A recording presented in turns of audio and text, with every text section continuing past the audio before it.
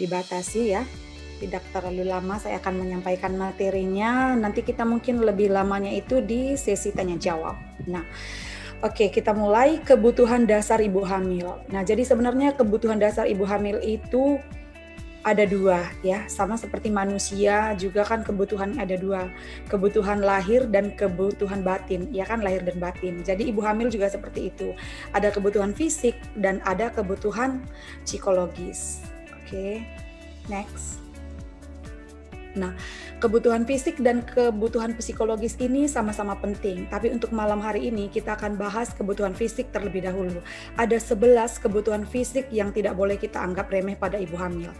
Mulai dari apa yang kita hirup, yaitu oksigen, apa yang kita makan, itu nutrisi, sampai juga kepada kebutuhan personal hygiene, pakaian, ya, eliminasi, ya, pengeluaran buang air kecil, buang air besar, pola seksual, pergerakan, kemudian juga olahraga, next, istirahat, imunisasi, dan traveling. Nah, kita akan bahas satu persatu untuk 11 kebutuhan fisik ibu hamil ini.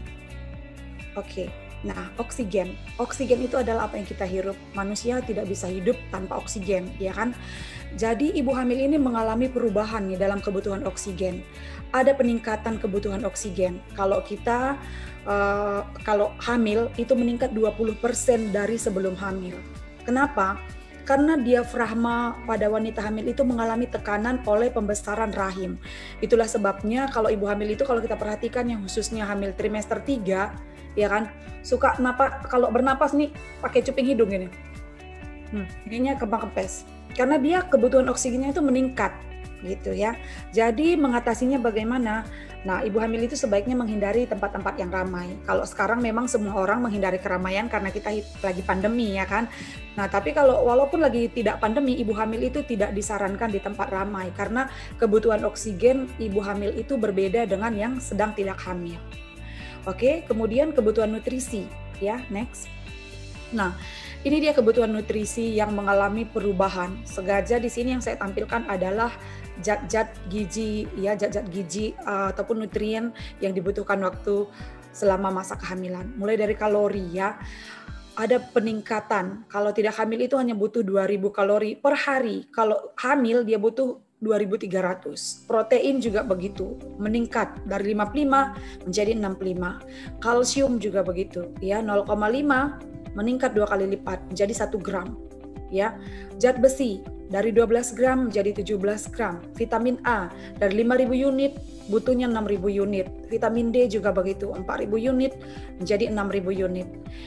Tiamin atau B1, ya, riboflavin atau vitamin B2, niacin. Jadi ini adalah kebutuhan perubahan zat-zat gizi yang dibutuhkan selama kehamilan. Nah, jadi walaupun misalnya pada trimester 1 itu ibu hamil itu cenderung mengalami mual muntah, tidak selera makan, nah tetapi kebutuhan ini harus dipenuhi karena itulah kebutuhan yang dibutuhkan selama kehamilan. Oke, lanjut. Nah, yang ketiga adalah kebutuhan personal hygiene, ya. Ibu hamil itu harus mandi minimal 2 kali sehari, nggak boleh dibawakan.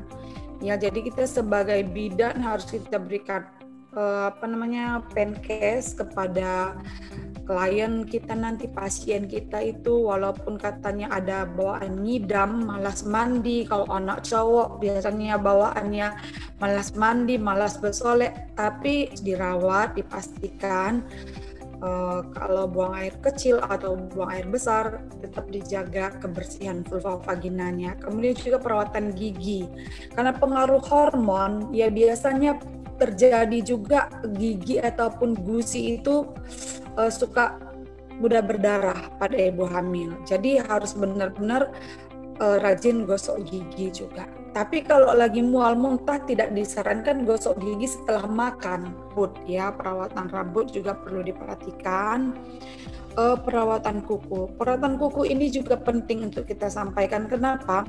Kalau misalnya kuku ibu hamil itu panjang-panjang, walaupun dia sangat fashion gitu ya, suka panjang kukunya, itu tidak kita sarankan selama hamil. Kenapa? Karena kulit ini kan mengalami perubahan selama kehamilan. Jadi kalau misalnya terkena kuku, jadi nanti bisa mudah berdarah, gitu ya.